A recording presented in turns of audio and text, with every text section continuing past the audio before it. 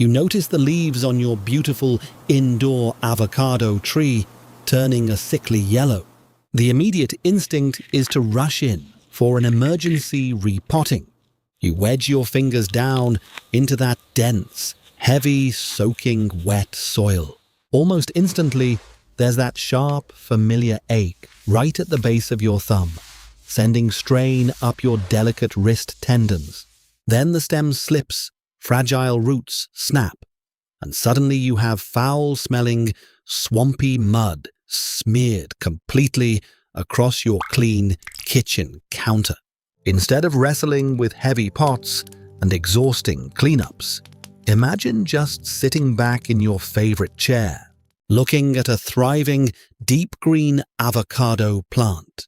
Knowing you handled the problem right where it sits, there is a remarkably simple, completely hands-free method to rescue a drowning avocado plant. It uses a common household item to deliver a literal breath of fresh air straight to the suffocating roots, without you ever having to lift that heavy pot. It's gentle on your joints, keeps your home tidy, and gives your plant a fighting chance to recover. Let me walk you through exactly how to do this. Think of those broad, beautiful avocado leaves as a diagnostic map. If they are yellowing right at the very tips with crispy edges, the plant is simply thirsty. But if that yellow color is creeping outward from the inner veins first, leaving the edges soft, that's a distress signal. The roots are essentially trapped under water. They've run out of oxygen, shut down entirely, and are ironically dying of dehydration while sitting in a puddle. To check the soil without digging, just press your index finger firmly into the surface. It should feel exactly like a tightly wrung-out kitchen sponge, cool and damp. If water pools around your fingernail when you press down, it's too wet. This simple finger test saves you from guessing and prevents you from making the problem worse by adding even more water to an already drowning plant. When you catch this early, you're not just saving the plant. You're saving yourself from that exhausting cycle of emergency repotting, root trimming, and the inevitable mess that comes with handling diseased, waterlogged soil. You're also protecting your hands from that repetitive strain that can linger for days after wrestling with a stubborn root ball. Knowing what's wrong is half the battle.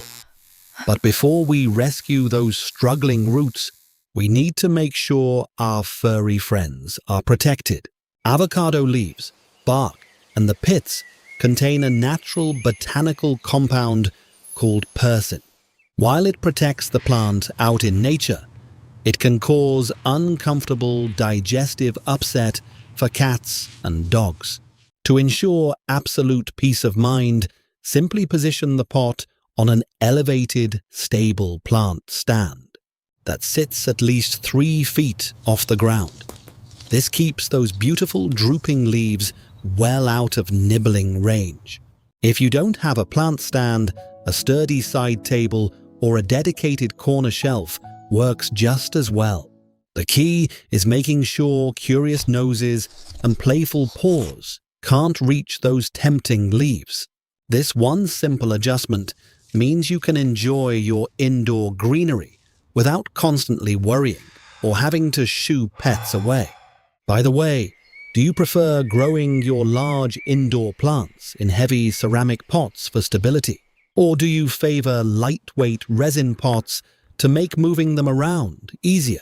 Let me know your preference down in the comments. I'm genuinely curious what works best in your home. Now that the plant is safely positioned, let's look at how to get vital oxygen back into that heavy, suffocating soil without lifting a single finger. Here is how we skip that exhausting repotting process entirely. Take a standard wooden chopstick and gently poke 5 to 6 vertical holes deep into the soil around the plant. To physically break up the compaction, space them evenly in a circle, about 2 inches away from the stem, and push down slowly until you feel the chopstick reach the bottom of the pot. You're not stabbing or forcing anything. You're simply creating pathways, like opening tiny windows in a stuffy room. Next, mix 1 tablespoon, about half the volume of a standard plastic medicine cup, of 3% hydrogen peroxide into 1 cup of water, roughly 8 ounces or the size of a standard coffee mug. Make sure you're using the common household 3% solution you'd find in any drugstore, not the stronger concentrations used for industrial purposes. Slowly pour this mixture directly into the chopstick holes. As the hydrogen peroxide breaks down in the dark soil, it releases a localized burst of pure oxygen gas. It's exactly like slipping a tiny vital oxygen mask onto your plant, right when it's struggling to catch its breath, under a suffocating, heavy blanket. The oxygen reaches those drowning roots immediately, giving them the air they desperately need to start functioning again. You'll actually see tiny bubbles forming at the surface of the soil. That's the peroxide doing its job, breaking down into water and oxygen. It's a quiet, gentle process that happens right there in the pot, with no heavy lifting, no mess, and no strain on your body. Now, we have to be honest with ourselves. This flush acts as a brilliant emergency breath of air to halt the fungal spread. But you must let the top 2 inches of soil, about the length of your thumb, dry out completely before your next regular watering. The peroxide treats the immediate crisis. Allowing the soil to dry restores the natural air pockets required to keep the problem from simply returning next week. Think of it this way. The peroxide gives your plant a fighting chance by clearing out the immediate danger. But if you go right back to watering on the same heavy schedule, you're just recreating the same suffocating environment. The plant needs time to breathe between waterings, just like we need time to rest between activities. After you've done this rescue flush, step back and give the plant a few days. You'll start to notice the leaves perking up, that sickly yellow fading back to a healthier green. The plant isn't just surviving anymore. It's actually recovering because you gave it what it needed most, oxygen, without putting yourself through the physical ordeal of a full repotting.